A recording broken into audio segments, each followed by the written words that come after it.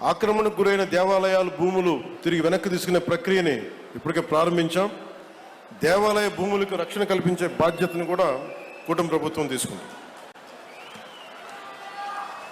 అలాగే వెలిగొండ ప్రాజెక్టుకి నాకు నిజంగా చాలా సంవత్సరాల నుంచి, గత 15 సంవత్సరాల నుంచి నా కోరిక ఒకటే, నా ఆశ చెప్తున్నాను. మీరు ఇక్కడ పారిశ్రామికీకరణ జరగాలి, ఇండస్ట్రియలైజేషన్ జరగాలి. ఇక్కడున్న యువతకి ఆడపడుచులకి ఉపాధి అవకాశాలు ఎక్కువ మెండుగా పెరగాలి. అందుకని ముందుగా నీళ్లు కావాలి ఇక్కడ.